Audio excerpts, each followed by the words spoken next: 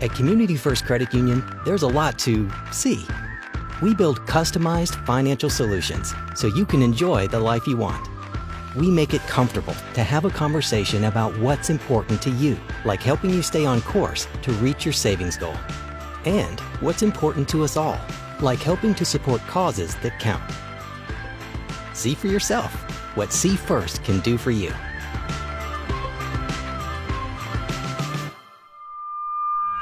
Looking for an active investigation? Check out the Boyd House, Minnesota's hidden paranormal hotspot, known for its voices, shadows, even moving objects. To book your investigation, email boydhouse217@yahoo.com now for availability. That's boydhouse217@yahoo.com and see for yourself.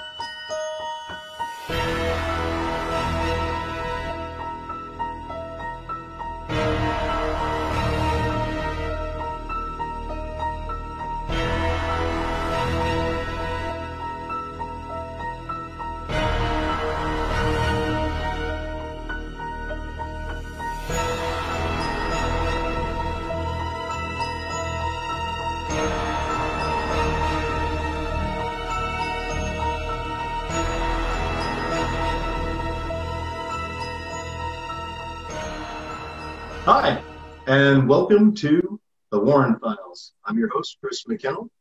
I'm also the director of the Warren Legacy Foundation for Paranormal Research. And tonight, we're going to have three absolutely amazing psychic mediums who are going to be sharing with you, among other things, how they discovered they were psychic, how you can figure out whether or not you are actually psychic. And we're going to get into how to protect yourself. And there are a few other questions that I've got for them. And I think you're going to really like this. Remember, please, to like and share. And also check us out on the Warren Files YouTube channel. Thank you very much. Now, we've got Catherine Sorillos, sorry. What I said. Right here outside of Edinburgh. And in Glasgow, we've got George the Medium. And way, way, way over in exotic Iowa, we've got Michelle Roos.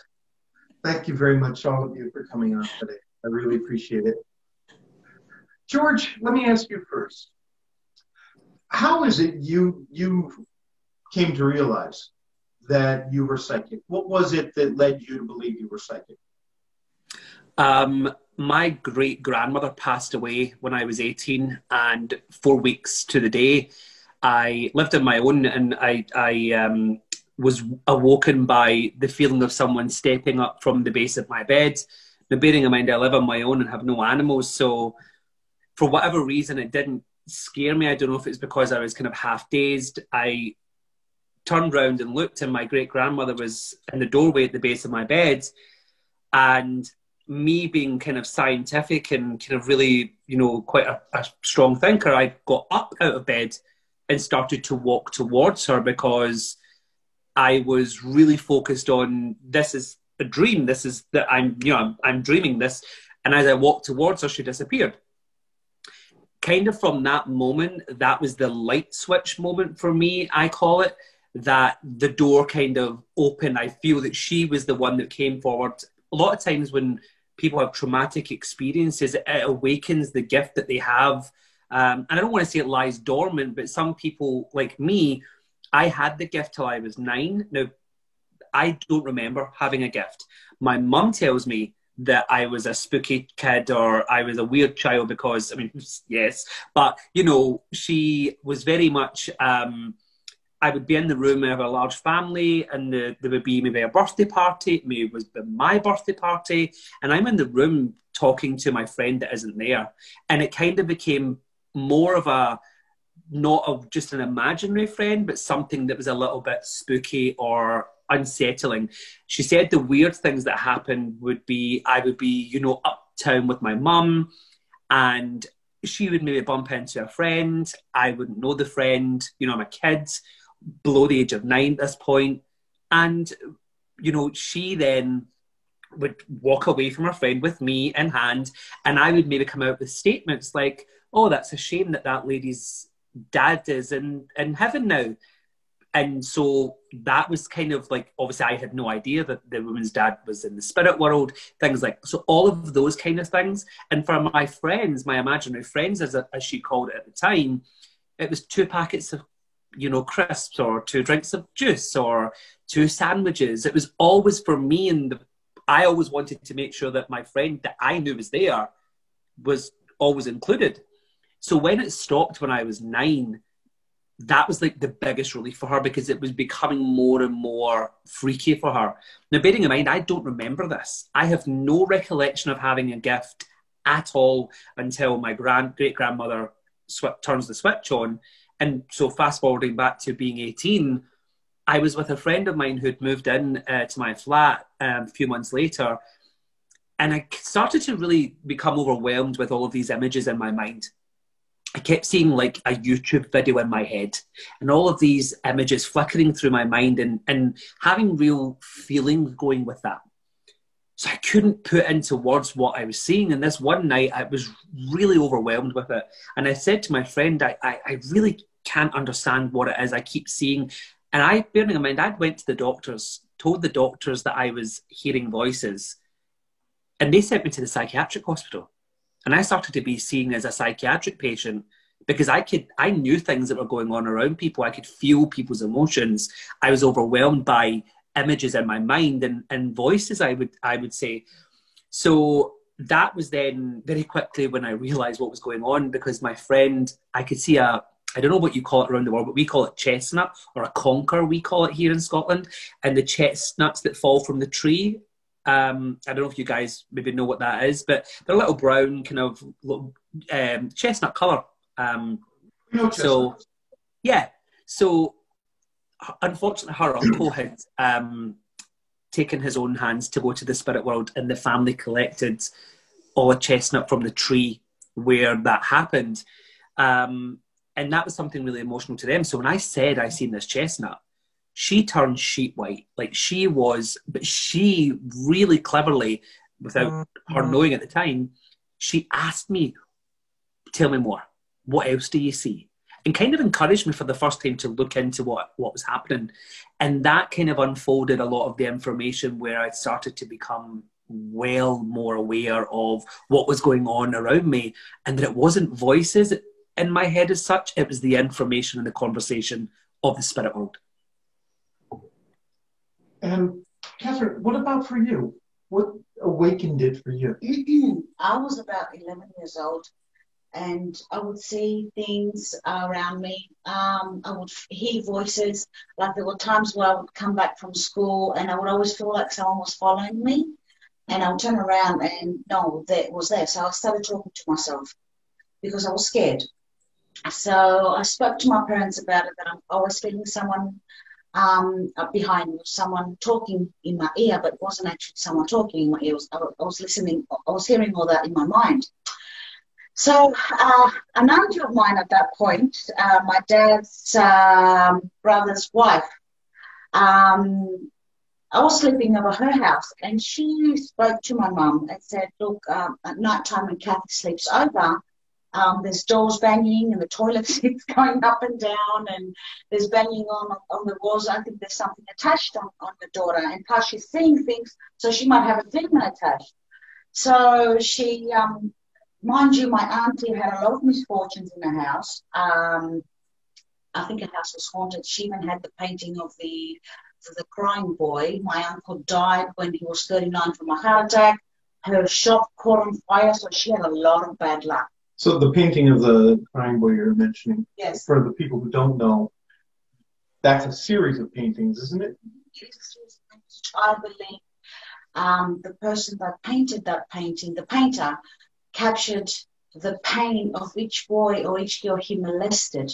That's my opinion of the crying boy when I look at the painting. So every time I would walk past the hallway where she had the crying boy painting on there, I would creep out. I would feel this cold breeze in that house.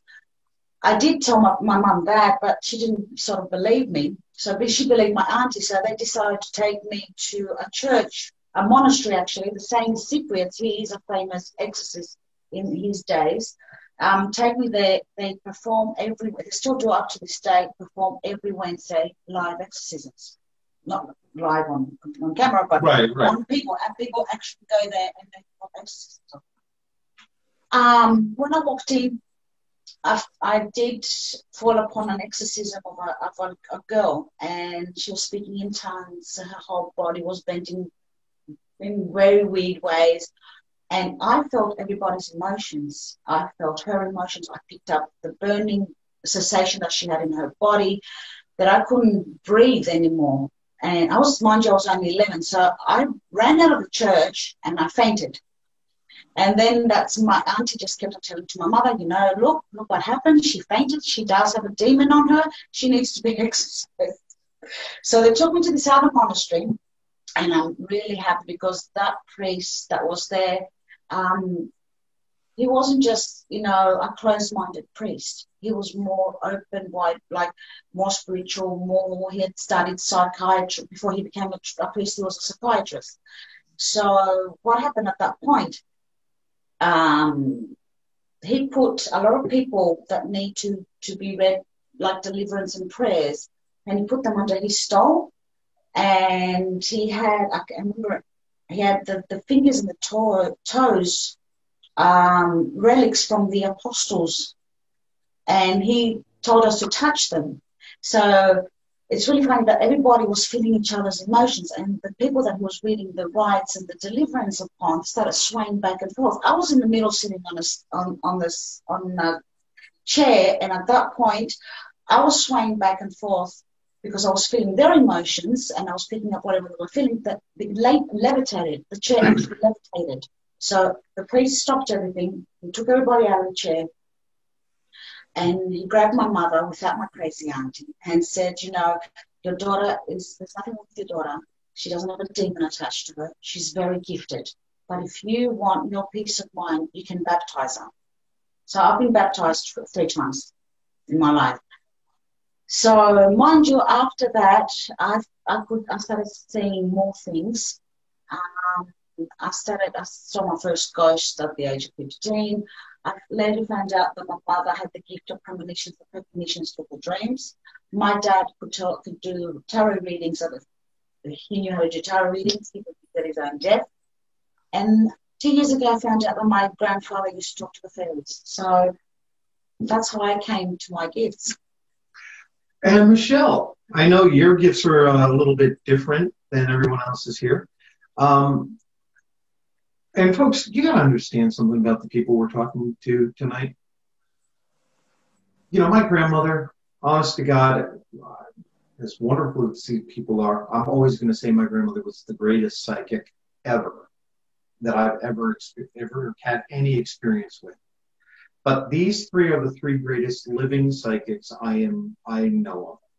I don't know of anyone who is as accurate or as compassionate, as openly, wonderfully giving as these 3 are. You are so blessed to be here talking to them or listening with them tonight.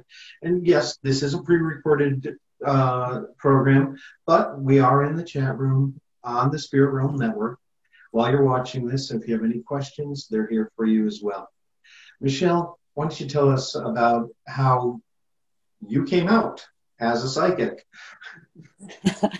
Well, I was actually a little bit younger than George and stuff like that. And I got kind of jealous listening to George sharing sandwiches and stuff with his friends. My friends were not so nice. They looked really like a child's nightmare.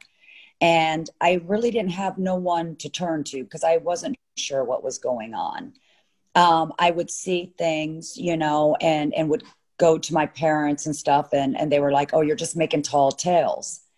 And you're explaining these things, you feel them that they're real, you're watching things happen, and you're trying to figure out how to navigate. And it started becoming very overwhelming.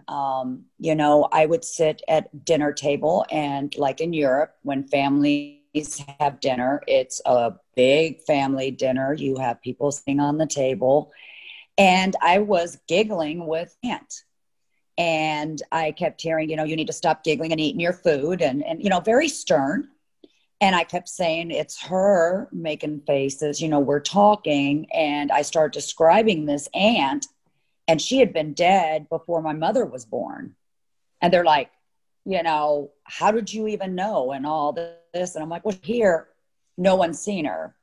So in their minds, you're telling tall tales, you know, you need to get good with the Lord, is kind of the way it was meant. I would always see my Opa, and I think my Oma actually had gifts but didn't speak about them, because I would watch her dance in the kitchen with my Opa, and the way she held her arms, I know she was actually dancing with him. But all I remember is her always turning to me and go like this. And so the more I seen that, the more I did real quiet. So it's one of those that I'm like, okay. And I think I started shutting down. But then I noticed they started coming out of the closets and out of the doorways, and I didn't want anything. And my dolls talked to me. And to this day, I am not very good friends with dolls. But when I seen them, I would see them at that point of death. And so, you know, if somebody was burnt, I was seeing them with their face peeling, and I could see the inside of it, and I would feel their pain. And I was constantly seeing this, you know, and I watched a gentleman pull up, and it was so real. Like he was trying to get me into the car, like he was going to kidnap me. And I was scared, and I ran home, and they kept thinking I was making tall tales, and we brought the cops in, and I over and over again. But I was watching a child getting killed in this car, and I explained the car and everything. It was someone that took a child and, well, took a lot of children. So I got to the point I was so scared. I was tired of getting in trouble. I think back then I seen a wooden spoon more than stirring the batter of a cake, you know. But again, it was just that time, you know, I didn't know how. I was explaining details that shouldn't have came out of my mouth. And I pretty much closed them up for a really long, and it finally got to the point where no matter how hard I was trying to keep it closed, it was getting stronger and stronger. And it was taking me to like out of body experiences. And I was visiting people's homes and couldn't figure out why, that I didn't want to go to sleep. I would spend days awake trying to stay awake because I didn't want to be in that situation. Then finally one day I pretty much just fell to my knees and like, just give me what you got and I'll do it. And it just in this path of telling people, here's more in-depth truth of what you're wanting. You know, you're not always going to get the beautiful love note of a loved one. You're about to get something that's been pretty bad. And that's when I started helping folks in need. And I've helped some of the police departments giving the raw truth. And, you know, I get a lot of people asking me if their loved one committed suicide or was it accidental. And it's really hard for me to lie and things just come out of my mouth. And so that's kind of how my stuff works. And I kind of get into people's souls, I guess you would say, to find out really what's going on and illnesses and things like that. So that is my little world. It's so important when you're somebody who's sharing your gifts that you're honest with the people that you're aiding. You're not doing them any service by whitewashing it. So yeah, you're doing the right thing, of course. My personal experience, when I was in college, you know, as a young person, very young, every house we lived in, well, every other house, I guess, I was always the one in the haunted room. There would be some place, and I would have the room that was always freezing cold, where there were always whispers, and where other bizarre things would happen, like maggots falling from the ceiling on me, or out-of-body experiences and whispers, hearing my name called. When I started doing the work, I wanted to try to manifest those abilities in a way that I could be useful. And my grandmother, of course, guided me and told me about auras and how to read them and how to interpret them, I should say. And I started doing that. But the thing in my experience was, people don't want the truth. They want you to tell them all the good things, and they don't want to hear that you know their secrets. It's very strange that somebody comes to you and says, yeah, please read me. Tell me what you see. Because they don't want somebody who doesn't know them to tell them what they see. I don't know how you guys do it. You're all amazing. I don't have that talent, and I shut myself down. It sounds like this was really hard for all three of you. And this is this is why I wanted to do this tonight, is so that we could help others who are trying to figure out, am I psychic, or am I just suffering from anxiety or something like that? Or am I mentally ill? George, let's go back to you. And I'm actually opening this up to all of you, so please, all of you, please pop in at any point here. How did you get a handle on your abilities? George, you told me how you started practicing it and how you started getting a handle on it. And Michelle, you kind of did as well, but you were without anybody to help you. So Correct. What did you do? For myself, it was, I think I just opened it up to the universe, because I didn't know who to go to. Now, mind you, that is actually very dangerous. But at the point where I was at, it was a desperate means, because I didn't know, was I really going crazy, or was this real? And as, things were getting stronger and I couldn't even walk outside without being bombarded by nothing, it was like a zombie apocalypse to me. I didn't know where to go. And I have to say, because I kept seeing these things that looked like, different creatures. They weren't always human. They were like creatures and crawly things, stuff they make movies out of. I actually ended up going to talk to a priest, just to say, just give me some guidance. Who do I go to? What do I do? And really started becoming friends with this priest, of not like counseling, but like just person to person. And he understood what I went through, and he had seen it in other children, almost like Catherine's situation. She had someone that was looking at her in a different sense, not in the sense of, demonic. And that gave me, it was like a light went off. It was like, okay, wait a minute. I was supposed to come to him. Now I know what I'm supposed to do. And that's when all the other stuff started falling in place. And the more I started traveling down that road, the more I started feeling peace on the inside. And I knew this is what I was supposed to do, whether people liked it or didn't like hearing it. And that's when I started getting involved with a lot more churches, going to homes, because they trusted what I was seeing, and I found that solace and was able to start learning how to control it. And George, you ended up in a psychiatric hospital for a little while there. What exactly, now you do this for a living. And how did you manage to get a hold of yourself so well? So I became really clever. I realized now that I was making sure that the doctors realized that I was no longer hearing the voices. And because I then realized through I kind of, I suppose I came out to my mum as, oh, by the way, I think I'm psychic. And she's like, yeah, I was wondering if it would come back.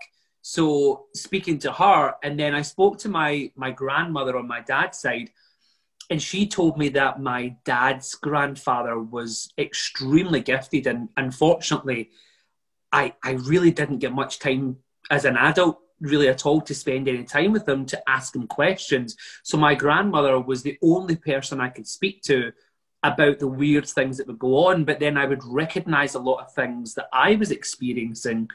So kind of really stupidly, I'd seen TV, so I knew of all the spooky stuff that would go on.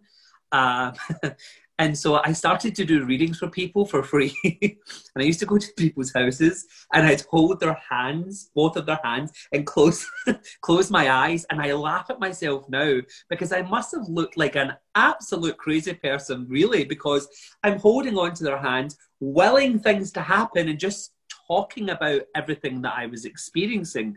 But what I learned in that, now looking back, I was being so unfiltered honest about everything that I was receiving. And so because I had that whole undeniable trust in what I was receiving, psychically and mediumistically, and bearing in mind back then, I didn't know there was a difference between a psychic and a medium. So for me, I was just receiving information and it was coming whichever way I was getting it and just giving it back to the person. Through time, I started to really understand the difference. And by chance, I met a woman that my mum changed jobs. And I kind of look at the universe placing everything together.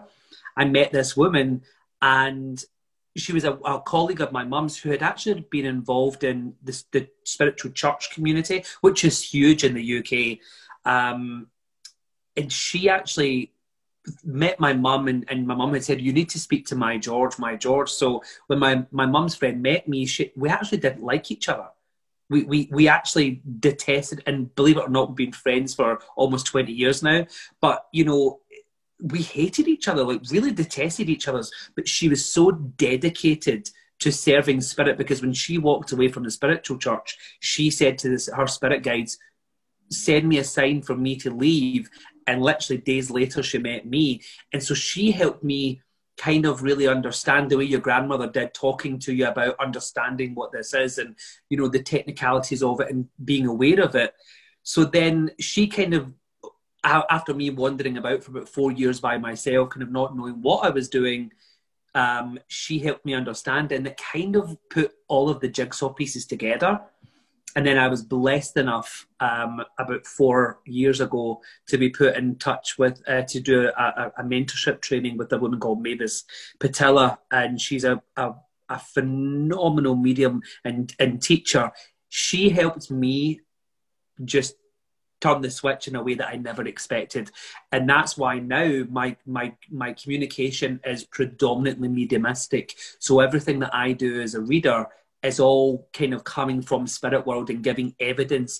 And people need to remember, what do the spirit world, your loved ones, want to do? And I'm talking about spirit world, mums, dads, brothers, sisters, grannies, granddads. They want to prove that they are there. They want to prove that the existence of eternal life, because then we live on, our soul transcends the physical body. And it's all about love. It's all about giving us that sign of love. So they'll tell me things that I shouldn't know. Unique pieces of information, like the chestnut. I would never have known that all those years ago. Now realizing what was happening is he was giving me that information to prove that he was there, to say that he was all right. Beautiful. We're going to take a quick break. You're watching the Spirit Realm Network, and when we come back, I've got a couple of questions for Catherine. We'll see you in a moment. At Community First Credit Union, there's a lot to see. We build customized financial solutions so you can enjoy the life you want. We make it comfortable to have a conversation about what's important to you, like helping you stay on course to reach your savings goal. And what's important to us all, like helping to support causes that count. See for yourself what See First can do for you.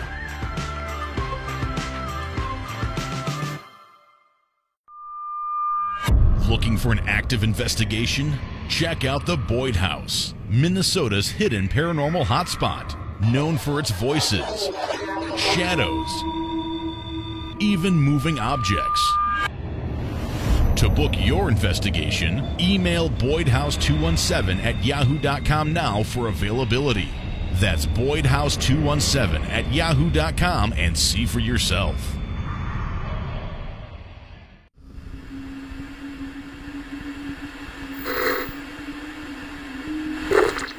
Book your next investigation at the haunted 1889 McIntyre Villa, Atchison's most haunted location. Check out 1889mcintyrevilla.com and reserve now.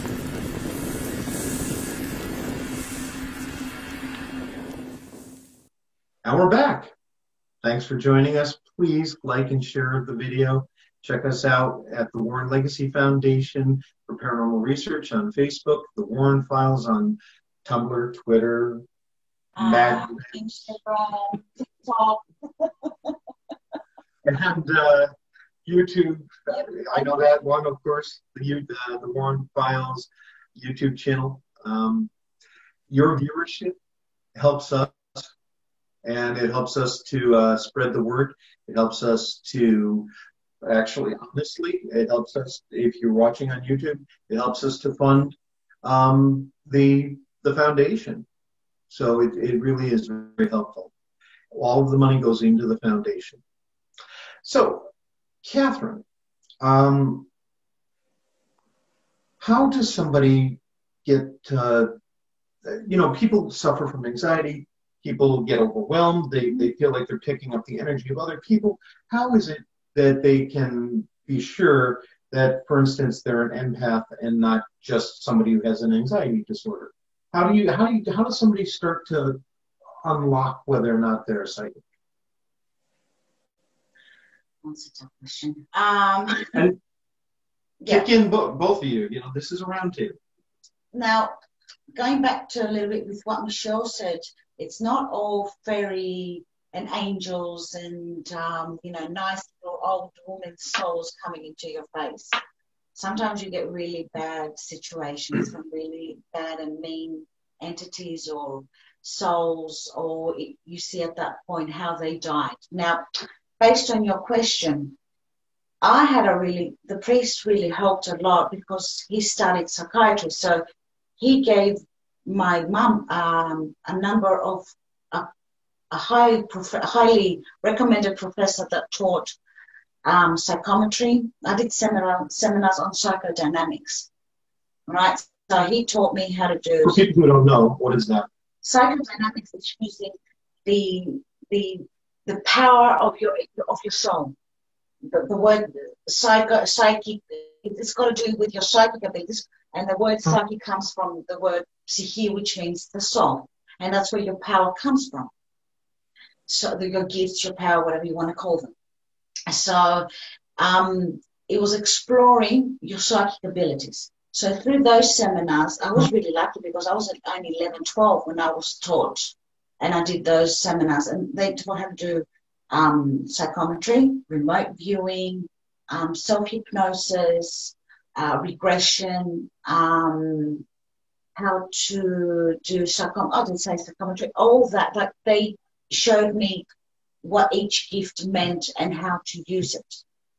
Now, for someone that doesn't know how to, because I know that I've noticed that a lot of parents still to this day, even when children ask, Mom, what's wrong? I'm seeing this, I'm seeing that. They don't want to hear about it. Right. They don't want to know about it.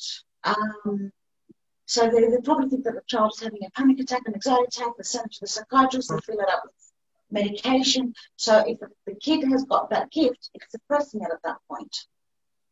So it's good to, I would say, talk to the psychologist and talk to the psychiatrist, same thing. But actually get the advice of a spiritual person at the same time. Yeah, that's really important. That's how I think is the right thing to do when someone has got, like I said, panic attacks or anxiety attacks. Is he an empath? Is he a sensitive? Is it a psychic? Or does he actually really have issues? Right. So I think you should get both opinions. That's what I feel. And often, though, Sorry, I was just going to say, often what happens is that a lot of parents allow their children to watch these scary programs way before their age, and they're obviously they're age appropriate, and they're way below the age that they should be watching. And then these gifted children start projecting these fears of the boogeyman in the closet, but actually this psychic projection.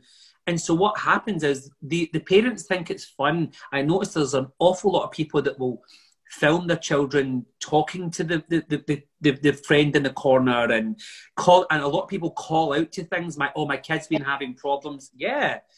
My kid's been having problems with imaginary friends. Let's see if we can capture one on camera and call out to the random space and not have any understanding. And then that's when they come to people like us, terrified out their mind, because there's a lot of clickbait, I suppose, is what's going on, is they want views, all that. Michelle, you've muted yourself. You're muted. I'm unmuted. Yeah. It's really hard because, and maybe people might take this wrong way, but I've noticed lately that everybody so far has become psychic. And I do know we all have some psychic ability of some sort. I think we all do. Some will actually open and have to be, and it's used. Other ones might just have a little bit of it, where I think the empath and the sensitive come. But I think we all have that ability because we all have spirit with our soul. And that is where this stuff actually helps come from. I will have to agree, like with George, we need to be careful, especially with children, because at that certain age, you don't know if it's an imagination or if it's something real. So, parents, I feel, need to, like we always talk, like keep a journal. Is your kid talking about the same person, or is it just they're going out to, I'm going to have a sandwich, I'm going to run around. I kind of see it.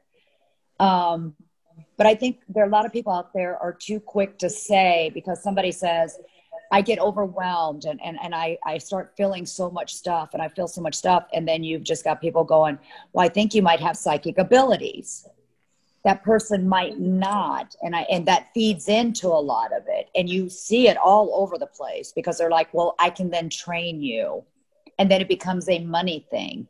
And now we're not getting people, if they really need help, because just because they said some cute words that might be an empath or sensitive, we're throwing out words of, oh, you might have psychic abilities. And then we put people down the wrong path, and I think we all can tap into some type of an ability. I really do, because we all have empathy and, sympathy that we can draw from that energy. I always say to people, everyone can make noise out of their mouth. Not everyone. Well, we can all sing, but we can't all sing like Whitney Houston. So some people have the ability to be a Whitney, a Celine, a Mariah, or some people are a pub singer, no offense to pub singers, or some people just sound like they're choking a cat, But everyone can make noise. So think about it as we all have this sensitivity in us, but some people have the ability to be the Whitney Houstons and the Celines and the Mariahs. And do you understand what I mean in reference to abilities? Absolutely. It's just a really good way for people to understand it, that we can all make noise, but not everyone can do it. And probably the worst thing is someone who sounds like they're being like a choked cat, trying to be a Whitney, because I'm sorry, but that's where people try to force things on people, like you're saying. Sorry. I want to jump back a little bit to what Catherine was saying earlier. You would think, given my family and everything, that I would have gotten more support in some ways. From the time I was 8 years old, I suffered from severe fear of the dark. Crippling fear of the dark. And it's because I was sensing things all around me, and they overwhelmed me. I could hear whispering. I could feel these things around me. The cold that would creep in, especially once we moved to a new house. Well, new to us house. And my family, my mother and my father, immediately brought me into see the school psychologists, the social workers, psychiatrists. I grew up with only them as my support group for about 7 years. And by the time I was 12, I started looking outside of the Catholic Church because I had already done catechism and decided that wasn't for me. And I started studying with the Mormons and with the Jehovah's Witnesses, and then studying Zen Buddhism, which really was actually very helpful. But I didn't have any of those that supports, that spiritual support. If you are wondering about your child, and right now we're going to be putting a link, if we haven't already done it, in the chat room for a special group on Facebook that's just for helping gifted children. And we also have 2 different psychic support groups under the Warren Legacy Foundation. One is in English and one is in Spanish. We're there to help you with your abilities, to help you deal with things like when you're overwhelmed with anxiety because you've been picking up energy. Yes, there are certainly people who have anxiety disorders, but here's the thing, what we'll teach you can also work for people with anxiety disorders. So why don't we get into that next, if you don't mind? How do you protect yourselves? And then how can we help others? I'd like to get into things like, your personal techniques, and then I'd like to get into things like psychic grounding and any crystals you might use or other items that help you for focusing, grounding, and etc. Who would like to go first? I'll go first. We're all quiet. No, me personally, I don't use a lot of crystals. I do have some, but they took me a long time to find because they don't just jump out at me like some people say. I don't feel the vibrations of all of them. But my herbs do. I utilize, the Epsom salts and different types of herbs depending on where I need to do it, from grounding to bringing my energy higher.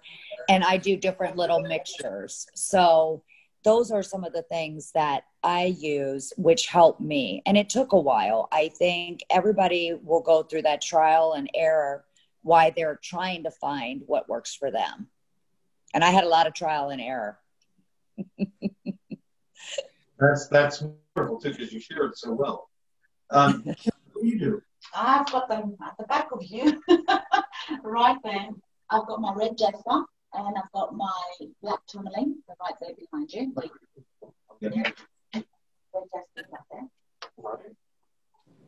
And the black is that's red jasper. There you go. Yeah. Is there a black tourmaline there somewhere?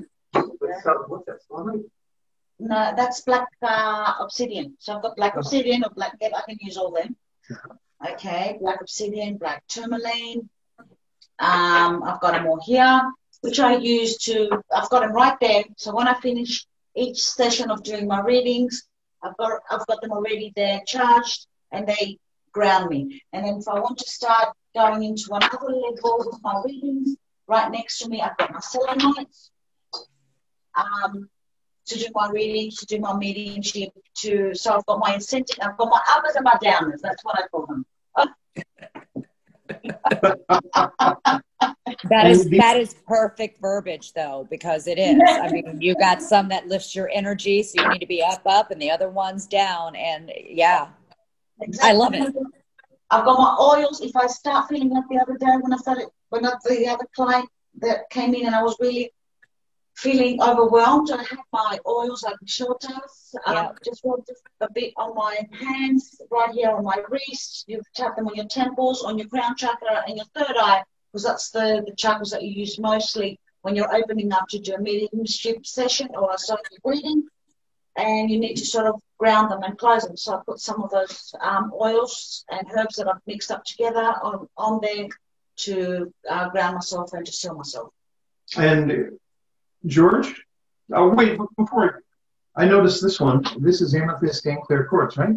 It's amethyst, clear quartz, and selenite. And it's You can see that there. yeah, it's got selenite up here. It's got clear quartz, because clear quartz works as an amplifier. That's Selenite, amethyst is actually a protection stone as well, because it protects your third eye and your crown chakra, but it extends you as well.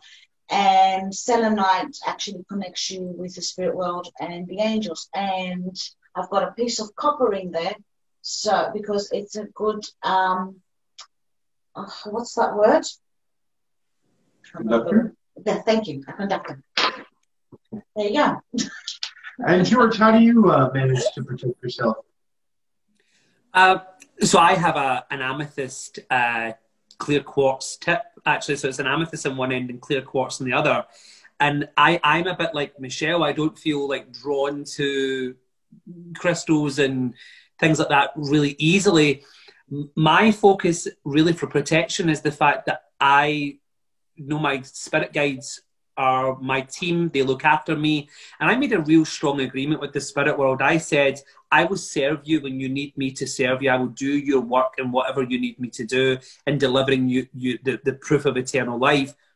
But when I'm having my normal life, if I call it that, my supernatural life, then I kind of want to be left alone. So I don't walk through the grocery store being overwhelmed by dead people, because my lot keep me right. So I know that when I'm working, and what I do for that is I what we call building the power. So we raise our vibration. People often think you need to meditate to work with the spirit world.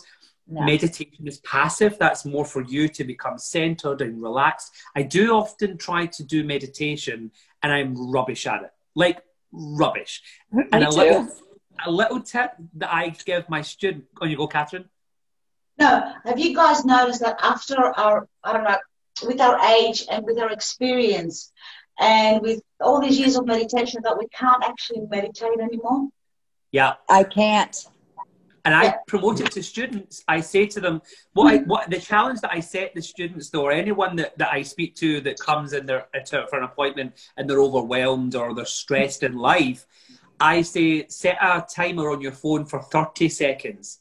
That's it. To beat in 30 seconds, and sit still with your eyes closed. Just turn the TV on mute, and so if they say, why 30 seconds? Because it's 30 seconds more than you done yesterday. And set yourself a challenge to do 1 minute next week, or maybe give yourself 30. If you can do it once, I know it sounds really, really silly because it's only 30 seconds, but do you know how many people can't sit still for 30 seconds without doing something to distract themselves? Yeah, me. So I get, like, that's something that I often say to people, just give yourself, try and aim for 5 minutes, but I struggle with 30 seconds. I can preach it, but I never ever get to do it. Me neither. So this is working too much. Yeah. The next thing that I want to touch on, because we've got about 10 more minutes, is psychic grounding. Now, I am going to ask you, Catherine, to talk about that in a moment. But first, I want to explain something about this.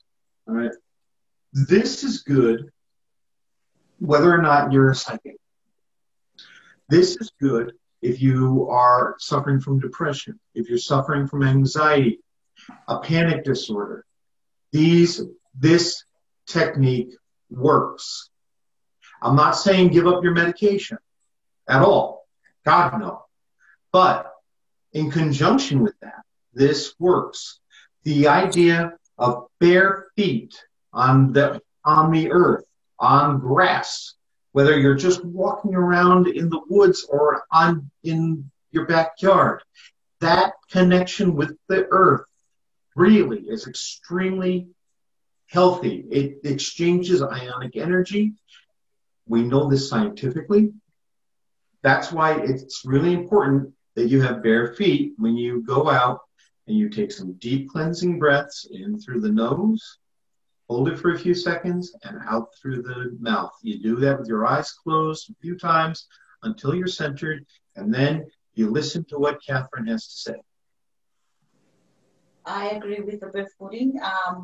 I'm 24/7 barefooted. You can ask Chris, he's been with me for a few days. I haven't had to wear socks. Oh, God! No socks, no shoes in the house. But you're not grounding yourself in the house. But it is good to go outside. If you're feeling overwhelmed, go outside and really put your feet on the ground. Hug a tree. I've got a tree outside, and when I feel overwhelmed, I run outside and I hug it. The neighbours look at me funny, but yeah, who cares? Hug a tree. Bring the white light from the universe to cover you fully and go through you, through your crown chakra, all the way down to your spine, out of your hands, out of your feet, like roots out of your feet, into the earth, connecting with the earth element, which is the white diamond. That's what I call it. Take your energy from the white element, bring it all the way up again, because at that point you're grounding and you're charging at the same time. Bring it all the way up through the roots, up your feet, up into the universe again. Do the same process as you did before. Connect yourself with the universe so you've aligned yourself with the earth and the universe, so you've charged and you've grounded at the same time. So that's what grounding, that's what I do. It's that conscious effort. See, everything about psychic abilities is about setting your own boundaries. And ritual helps you focus those boundaries. It's used by many, if not all, religions, where the spirits have to follow the boundaries that you set. But you must be very clear about those boundaries and how you set them. When you're doing psychic grounding, when you're a person who's an empath and you're overwhelmed by all those energies you're picking up all day long from other people, you go out and you're letting all that energy come off. You just go down through those roots that you've grown through your feet and down into the earth, and it grounds it out. And then, as Catherine said, you allow that good earth energy to fill you back up again, and then connect back to the white light above you. And a lot of people try to stop people like anxious that they can't see the white light. That's fine. Even if you can't see it, it doesn't matter. It's like the thing we said before, all three of us, that we can't meditate. It's the same thing. Even if you don't see the white or the blue or the colors, there's different colors for different things. It doesn't matter. It's still happening. Right. It's your intention that matters. It's not whether or not you can actually picture it. That doesn't matter. It's what you're focusing on. It's what you're setting up as your boundaries. That's how it helps you. One of the things that I wanted to get into, and we do have a little bit of time here, for people who suffer from anxiety disorders or panic attacks or PTSD, as I know some of our people do, or perhaps they're on the autistic spectrum. How does that impact psychic abilities? George, let's start with you if you don't mind. For me personally, I suffered crippling anxiety. I was agoraphobic, or I believe some people pronounce it agoraphobia. I was housebound for 9 months and couldn't open my blinds and couldn't go outside. And, you know, this is before the day of online shopping. So I had to rely heavily on people coming to the door and leaving things in the door. And I was terrified. I was absolutely terrified. And that, for me, was so overwhelming, I felt at that point. I now understand it more from knowing you guys, that I was probably manifesting a lot of my own anxiety, and my own psychic energy was amplifying that.